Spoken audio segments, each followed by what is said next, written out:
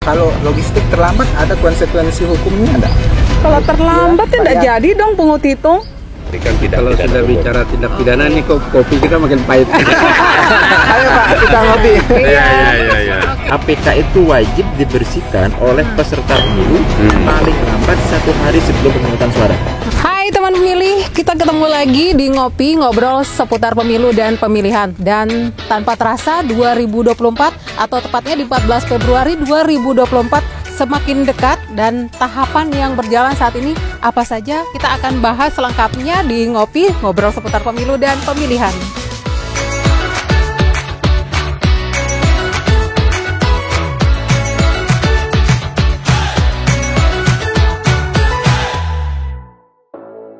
Nah, kebetulan kita sudah bersama Pak Ketua nih. Kita akan tanya-tanya seputar pemilu 2024. Nah, Pak Ketua, gimana kabar? Alhamdulillah baik. Sehat ya Pak ya? Setiap saat kita harus mensyukurinya. Alhamdulillah. Oke Pak, ini kita bertemu kembali dalam konten kita di Ngopi, ngobrol seputar pemilu dan pemilihan. Kebetulan udah lama Pak ya, kita nggak TikTok bareng. Iya udah lama. Ini sampai bajunya sama. Iya, kebetulan kita pakai putih abu. Oh, putih Nah, abu. Pak, langsung saja kalau di 14 Februari 2024 kan semakin dekat ini Pak ya, nggak terasa. Nah, sekarang tahapan yang sedang berjalan ini mungkin boleh Bapak informasikan kepada teman pemilih. Yang sedang berjalan hari ini dan saat ini adalah pertama kampanye pemilu yang sudah dideklar tanggal 28 November kemarin sampai dengan 10 Februari. Kemudian yang kedua adalah sedang mendistribusikan logistik dari pabrik-pabrik atau tempat pencetakan logistik menuju ke kabupaten kota yang akan mengatur kemudian sampai ke TPS. Oke, baik. Kalau kita menyebut masalah logistik nih Pak ya, kesiapan untuk karena logistik adalah salah satu peran penting mungkin ya dalam penyelenggaraan pemilu, atau sukses atau tidaknya adalah di logistik itu Pak ya. Ya. Nah, kalau di logistik ini sekarang yang mungkin apakah surat suara atau apa gitu logistiknya yang sudah sampai di kabupaten kota itu apa aja mungkin? Kan itu ada dua apa namanya? Ada dua fase. Fase pertama itu kayak kotak, bilik, kemudian kabel tes dan perlengkapan lainnya udah nyampe ke kabupaten kota. Nah, yang sekarang yang sedang berproses dari pencetakan sampai ke kabupaten kota itu adalah logistik utama. Surat suara Pak ya? Surat suara. Betul, surat suara kabupaten kota, surat suara DPD, surat suara DPRD provinsi, DPR RI dan presiden wakil presiden. Nah, itu beberapa waktu terakhir ini kami dari tim KPU provinsi juga mengunjungi titik-titik percetakan di mana surat suara itu dicetak, di packing, dan waktu-waktu kapan yang akan didistribusikan. Nah, sebagiannya sudah ada yang terdistribusi sampai ke kabupaten kota. Nah Pak, kalau misalnya terkait dengan distribusi logistik nih Pak, kan kita wilayahnya beda-beda nih Pak ya, ada yang lokasinya gimana ya, ada yang lautan, yang entah itu jalanannya ya gunung juga, itu bagaimana itu Pak? Yang jelas logistik itu distribusinya harus kita petakan. Ada yang prioritas utama, daerah-daerah yang mungkin terjauh dari NTB, kemudian terluar dari NTB, dan kemudian yang tersulit. Baru yang level menengah yang bisa kita yang bisa kita distribusi dengan normal, baru yang termudah. Jadi tetap yang tersulit, baru yang sedang, baru yang termudah. Kenapa itu bisa dibentuk? Untuk memastikan bahwa yang titik-titik tersulit ini terdistribusi dulu dan memastikan mereka juga sampai. Kan kita juga ada yang menggunakan kuda, ada yang menggunakan moda transportasi kayak perahu, ada juga yang mungkin harus dipikul. Nah, ini juga yang perlu kita harus atur bagaimana logistik ini bisa berjalan. Oke, saya kira kita udah cukup ngomongin surat suaranya tadi. Kita beralih ke topik lain dan kita akan bahas lebih lanjut. Perlu kita bicara surat yang lain? Oh iya Pak, sepertinya perlu Pak. Iya. Kita akan bahas lebih lanjut lagi. Situ aja lebih asik, ke pantai.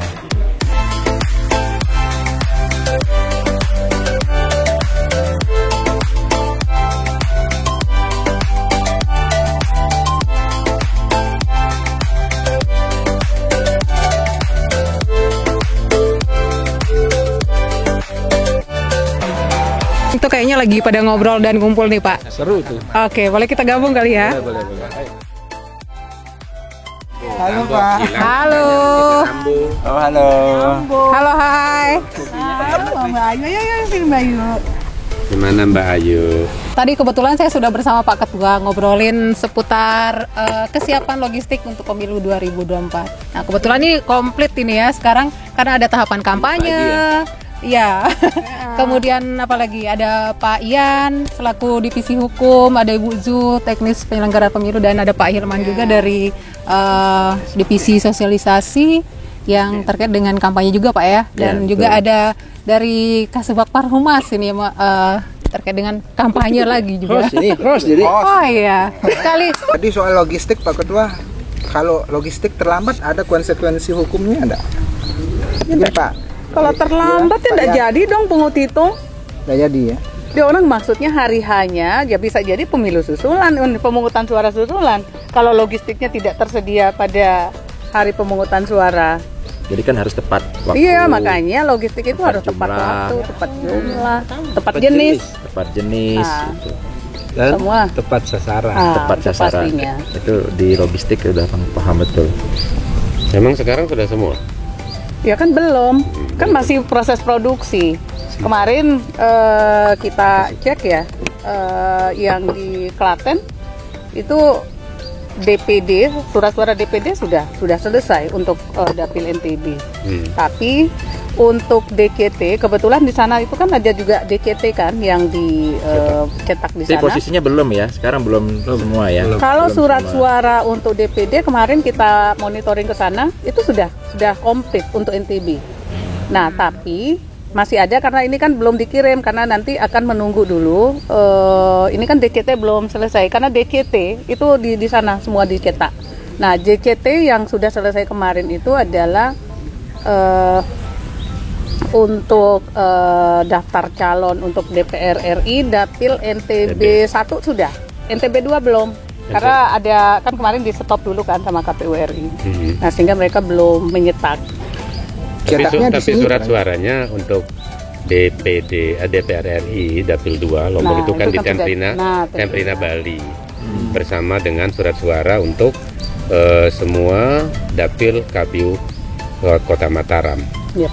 Ada 6 dapil di KPU Kota Mataram, semua surat suaranya dicetak di Temprina Bali bersama surat suara DPR RI Dapil NTB 2. Itu sudah dan sudah nyampe. Nah, kalau yang NTB 1 di Temprina Gresik. Kalau Gresik itu DPR provinsi rata-rata. Berarti kan masih belum ya. Ya. Iya. Nah, yang menarik kan sebenarnya Mendy, apa namanya? Kan jeda panjang tuh. Yep. Kan masyarakat juga perlu tahu tuh gimana cara pengamanan kita. Ya kan panjang tuh sampai pungut hitung kan dari 14 Februari di gudang logistik dan sebagainya. Itu kan itu model pengamanan kita itu. Yang jelas kalau terkait itu kan begitu surat suara diantar bahkan dari distribusi dari pencetakan. dari sejak dia pencetakan itu ada pengamanan kan. Pengawalan. Pengawalan saat distribusi hasilnya dari perusahaan ke kantor KPU. Di KPU itu kan ada pengamanan dari kepolisian, kemudian nanti dalam pengamalan proses dalam ini, juga makanya dari internal maupun kepolisian itu nanti kan ada ya. ini apa namanya itu Dan di gudang sortir iya, maupun pelibatan dengan masyarakat itu juga kan ada pengamanan. Ini membutuhkan waktu yang lumayan. Ini untung kita tidak boleh lagi terjadi ada surat suara yang salah dapil, tertukar dapil. Seperti sebelum-sebelumnya gara-gara mepet waktu kita akhirnya persiapan itu salah memasukkan tong, seharusnya dapil 1 ternyata surat suaranya di dapil 3 misalnya. Bisa itu Pak. Pernah terjadi, bukan bisa. Pernah Pemilu terjadi ya, 2014 terjadi. 2009. 2014 terjadi, bayangkan untuk DPRD Kota Mataram waktu itu surat suara untuk dapil Ampenan itu ada di dapil kota, di dapil Mataram, Kecamatan Mataram maksud saya. Ketukar, untung itu berada Masih dalam kabupaten, Itu tadi masih aspek kota tepat ya? sasaran itu Iya, tadi tepat tidak tepat tepat sasaran itu tepat memang. sasaran. Artinya waktu yang ada ini membutuhkan apa kita ada beruntung ya, bisa kita sortir lebih teliti, tidak mengejar waktu. Kayak di Selong atau di Lombok Timur ke pemilu 2014, bayangkan itu. Masif kita libatkan masyarakat, akhirnya masyarakat juga tidak mendapatkan training bagaimana melipat apa yang terjadi. itu kan banyak kekurangan. Tapi menarik kita itu sekarang dari segi sengketa sedikit ya dibanding sebelumnya ya. Untuk sengketa apa namanya DCT penetapan calon tetap kan lebih sedikit ya. Ya, alhamdulillah setelah DCT kan kita tidak ada sengketa ya. Zero sengketa di NTB. Ya, Di NTB ya waktu dulu kan sengketa waktu kita DCS saja, itu pun TPD. Nah, itu pengaruh ini apa namanya? Pengaruh kebijakan bukan hanya undang-undang maupun PKPU-nya, tetapi surat dinas juga itu memfasilitasi sekali Koordinasi kita dengan parpol lebih ya, baik. koordinasi dengan parpol. Dan yang menariknya untuk 2024 apa? Misalnya surat dinas 700 itu yang yang diberikan kepada kita terkait dengan perbaikan pada waktu itu kan gitu ya. Begitu yang ini loh yang pada saat 1 sampai 14 Mei itu waktu itu di merah masih disilon terkait dengan jenis salah satu syarat gitu ya.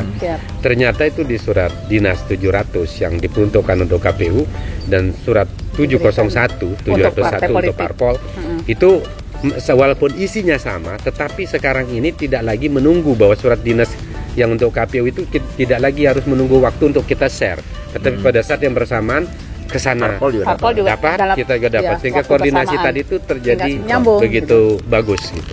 Inilah salah satu manfaatnya. Tapi kan masih ada residu-residu kayak ngatur kalau ada caleg yang meninggal dunia sudah Iya, betul Mungkin ada sekali. yang tiba-tiba di putusan pengadilannya ingkrah. Atau misalkan ada yang terbukti melanggar di kampanye gitu ya. Ya, melanggar larangan kampanye. Itu menarik Pak. Misalkan surat suara sudah dicetak, terus ada caleg yang meninggal dunia, bagaimana bagaimana solusinya gitu ya? Kalau surat suara sudah dicetak, memang ini surat suara sudah dicetak dalam ongoing proses juga ada. Sementara DCT-nya kan gitu loh. Dia itu kan surat suara berdasarkan DCT juga basisnya. Nah sekarang surat suara udah dicetak, tiba-tiba ada caleg yang masuk dalam DCT dan meninggal misalnya. Tidak memenuhi syarat. Nah, menjadi tidak memenuhi syarat. Tetapi yang ini tidak akan tetap yang meninggal itu tentu dalam surat suara. ada dalam surat suara. Tetapi bagi masyarakat yang memilih, misalnya kebetulan memilih dia, maka nanti diserahkan kepada parpol. Dihitung ke parpol. Jadi suaranya ke parpol. Jadi dan itu nanti diumumkan. Jadi itu nanti membuka, ini kan untuk kita, nanti misalnya DPRD provinsi yang seperti itu, nanti akan ada perubahan SK, jadi lampiran SK DCT. Nah, jadi tidak merubah tidak merubah lagi. Nah, jadi ketika dinyatakan tidak lagi memenuhi syarat terhadap calon tersebut, kan namanya masih ada di dalam surat suara. Nah, ketika kalau ada misalnya pemilih yang mencoblos nama calon tersebut, nah itu nanti akan menjadi milik partai politik. Jadi yang berkaitan yang TMS yang meninggal dunia itu juga ada berkaitan juga jika terbukti berkekuatan hukum dan tetap ya pengadilan jika terbukti melakukan tindak pidana yang melanggar larangan pemilu kampanye. Nah ini menarik, dan larangan kampanye itu kan apa kira-kira? Itu kan perlu misalkan larangan kampanye, misalkan terbukti money politik misalkan. Nah itu kan salah satunya ya.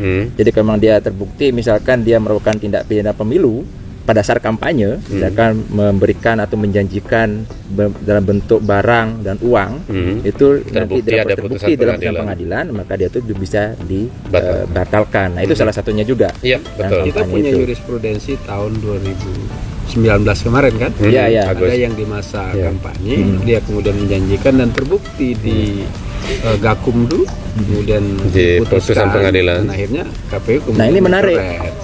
Ini kan 2019 tuh ya. Kira-kira kan sejauh mana pemahaman peserta pemilu ini? Kalau pada 2019 itu kan terdiskualifikasi katanya gitu ya, dibatalkan atau dicet oleh KPU karena terbukti melanggar. Karena pada saat itu kan dia dia kan menjanjikan. Karena sudah dicetak. Jadi kan artinya kan menjanjikan ini tidak boleh, apalagi memberi ya, menjanjikan. Nah itu kan itu juga perlu saya kira juga peserta juga tidak banyak yang paham, bisa jadi apakah memang misalkan pada saat itu yang bersangkutan pada 2019 terdiskualifikasi kalau terbukti melanggar tindak pidana pemilu berupa memberikan janji, itu paham tahu apa tidak gitu ya. Kan kalau tidak salah pada saat itu mengumpulkan sekian orang, tertulis bermaterai, nah gitu. Menarik ini Pak Yan. Ini kan aspek hukum ya. perbedaan janji dengan program. Perbedaan janji dengan program. Oke, Pak Ian. baik. Kalau misalkan presiden tadi tuh salah satunya ada yang saya lihat di televisi. Programnya adalah kalau saya terpilih menjadi presiden, nah gitu kan, saya akan ini gitu. misalkan Apakah satu konteksnya sama? miliar buat Betul. satu desa. Saya melihat belum ada yang mengatakan kalau saya terpilih Ya, jadi presiden. program. Belum ada, saya lihat. Maka visi misi program Nah, harus kan tampil. visi, misi, program itu yang partai peserta pemilu atau partai politik itu yang ditawarkan. Ini loh visi misi partai saya. Saya akan membangun jalan tol misalnya. Saya akan membangunkan fasilitas pendidikan nanti. Kan gitu seperti itu. Tetapi kalau yang sifatnya gitu loh, bukan masuk dalam visi, misi, dan program dari peserta pemilu itu, maka itu yang disebut masuk dalam ranah money politik itu. Makanya artinya menjanjikan sesuatu yang tujuannya adalah bukan untuk mengedukasi publik, tetapi mempengaruhi pemilih agar memilih dengan cara tertentu, tujuan tertentu, kepada pihak tertentu, peserta pemilu tertentu, gitu loh. Atau menyebabkan rusaknya pilihan atau surat suara gara-gara ada janji itu terhadap seseorang, itulah yang dilarang. Kira-kira Mungkin sebelum ke larangan itu sendiri, jadwal kampanye itu dari tanggal berapa sampai tanggal berapa Oke, sih? Gitu. Kalau tahapannya kan mulai tanggal 28 kemarin ya, Mbak Ayu, di tanggal 28 November, nanti akan berakhir di tanggal 10 Februari 2024. Nanti kita akan mulai tanggal 14 ya. Jadi 3 hari itu 11, 12, itu 13 ini masa tenang, tidak boleh ada aktivitas. sedikit Pak, agak lebih singkat ya sekarang ketimbang yang dulu. Iya betul, itu lebih 75 singkat hari ya, dibanding yang dulu ya. Dan memang kalau dari jeda penetapan ke kampanye jauh lebih panjang. Kalau dulu kan 3 hari setelah penetapan DCT, tapi sekarang 15 hari untuk presiden ya, terus 25 hari untuk caleg legislatif. Nah itu. Nah kalau larangan itu ya macam-macam. Salah satunya misalkan mempersoalkan masalah sara. Nah ini kan ini yang sering terjadi. Misalkan di medsos gitu ya, saling serang berkait isu-isu sara, membuat perpecahan. Itu hal-hal yang tidak boleh dilakukan di dalam kampanye, memprovokasi misalkan. Tapi Itu hal-hal seperti itu. Sekarang pengaturan setelah putusan MK kan? Ya, atau dulu misalkan kan berkampanye di pendidikan tempat nggak boleh, pendidikan. Fasilitas Kemudian pemerintah fasilitas nggak boleh. pemerintah nggak boleh. Tidak boleh, kecuali Karena ada yang kampanye di fasilitas pendidikan, ada yang tercoret kan? Iya, ada dulu. Iya, iya. Daftar calon tetap. Iya, di Bima Itu dulu. hasilnya di Bima tahun 2000. Sekarang boleh Pak Ketua. sejak Boleh. keputusan Mahkamah Konstitusi Boleh itu sekarang. boleh. Tapi Cuman yang ada paling- batasannya, yang pasti tidak. dilarang sekarang ada di tempat ibadah. Di tempat ibadah. Ya. Sudah pasti tidak ada negosiasi ya. Tapi kalau tempat pendidikan, fasilitas Iya. pemerintah boleh sepanjang Secara- mendapat persetujuan Dan- dari penanggung dan jawab tidak boleh membawa dan tidak boleh membawa atribut. atribut. Kalau untuk pendidikan pun hanya terbatas di kampus. Tidak bisa misalkan tiba-tiba jujuk masuk ke sekolah. Itu di kampus, universitas, akademi dan sebagainya gitu ya. Mungkinnya perguruan tinggi. Dan itu pun hanya boleh dilakukan pada hari Sabtu dan Minggu. Dan tidak boleh bawa Dan atribut. tidak boleh bawa atribut dan pesertanya sivitas akademika, bukan pesertanya orang parpol. Jadi sivitasnya itu Tidak boleh membawa boleh orang dari dari orang luar. keluar. Oke. Jadi peserta kampanyenya itu dari sivitas akademika di kampus tersebut. Jadi Itu gitu. baik pilpres, Semua. Semua. Jadi kalau memang seperti itu, jadi tidak bisa digunakan semua metode. Ya, misalkan seperti rapat umum. pertemuan boleh. rapat umum. Iya, itu nggak boleh. kan tidak boleh karena kan biasanya rapat umum pasti akan membawa ada peserta atribut. dari luar, Iya, atribut pertemuan juga, terbatas nah ya. gitu. Nah, ketika masyarakat mungkin ngelihat banyak pelarangan kampanye itu, nah mereka tuh akan kelapor atau mengadu itu kemana sih? Mungkin Pak Ian bisa menjawab Kenapa? larangan kampanye itu sendiri. Oke. Kalau ada yang melanggar larangan. Kalau ada yang melanggar. Iya. Oke, saya review sedikit ya terkait dengan pertanyaannya Mas Reza, nyambung dengan Mas Mbak Rinjani Hayu. Ayo, Rin. Larangan dalam kampanye. Memang Ayu ini lebih fokus ke larangan Pak ya. Iya. Sebenarnya tidak menarik berbicara larangan Oh, gitu ya. gitu ya. Kalau dilarang itu berarti Ada yang dibolehkan. ada yang tidak dibolehkan kan kayak gitu ya. Ada yang boleh. Ada yang dibolehkan. Jelas ada dilarang. dua jenis pelanggaran ya. Dalam pemilu itu ada pelanggaran administratif ada pelanggaran tindak pidana pemilu. Kalau wilayah etik hal yang berbeda karena tidak ada etik penyelenggara, tidak ada etik peserta pemilu. Yang ada hanya etik penyelenggara pemilu. Nah, disinilah sebenarnya letaknya. Yang paling banyak berkonsekuensi fatal adalah pada tindak pidana pemilu. Contoh misalnya tadi Ketua Kadin Parmas menyinggung gitu kan terkait misalnya menghasut, mengadu domba, merusak alat peraga kampanye, itu kan jenis-jenisnya daripada tindak pidana. Tetapi tindak pidana dibagi dua, ada tindak pidana umum dan ada tindak pidana pemilu. Nah, ini harus hati-hati waktu gelar perkara di Sendagakumdu. Mana jelas pasal 280 Undang-Undang 7 2017 itu jelas mana yang dikategorikan tindak pidana pemilu, mana yang dikategorikan tindak Kalau pidana sudah umum. bicara tindak pidana nih kopi kita makin pahit. Ayo Pak, kita ngopi. Iya. Oke, tapi satu lagi Pak, Iya. bagaimana halnya dengan Pol PP itu Pak? Kenapa Itu Pol PP? sebagai tempat mengadukah atau Oh, tidak. hanya menertibkan? Bukan. Jadi Pol PP itu adalah stakeholder pemilu ya. Stakeholder pemilu yang sangat kita butuhkan dalam konteks penertiban alat peraga kampanye yang memang harus sudah ditertibkan oleh peserta pemilu. Tapi satu hal Pak Yan, yang harus kita ingat, APK itu wajib dibersihkan oleh peserta pemilu. Betul. Satu hari. Bukan Pol Bukan PP. Pol PP. Bukan Pol Sebenarnya PP. bukan Bawaslu juga. Jadi wajib dibersihkan oleh peserta pemilu paling lambat 1 hari sebelum pemungutan suara. Jadi tanggal berapa tuh? Tanggal 13 itu sudah harus berakhir 1 hari ya. Jadi 1 hari sebelum pemungutan suara wajib. itu Jadi sudah wajib bersih ya? wajib Sudah dibersihkan bersih oleh dari peserta peserta, pemilu. Itu pemilu. harus. Ini yang perlu kita himbau Iya. kepada partai politik bahwa mereka juga punya kewajiban. Punya kewajiban untuk membersihkan. Betul. Sementara kalau Pol PP kan itu soal Membantu. kebersihan Iya. kota, Iya. soal pemerintah daerah. Transtip. Iya. Ya. Oke, baik Pak. Rasanya udah cukup obrolan pemilu kita di sore hari ini di tempat Kenapa yang segera ya. sekali dicukup? Karena ini segera akan sudah mulai turun nih ininya, Pak. Udah mau sunset. Iya. Sunset itu di situ. Oh iya. Kita hadap Ini kita timur ini. Oke, jangan lupa 14 Februari 2024 teman pemilih datang ke TPS untuk memberikan suara kalian semuanya. Kita tunggu sukses untuk pemilu 2024. Terima kasih untuk semuanya.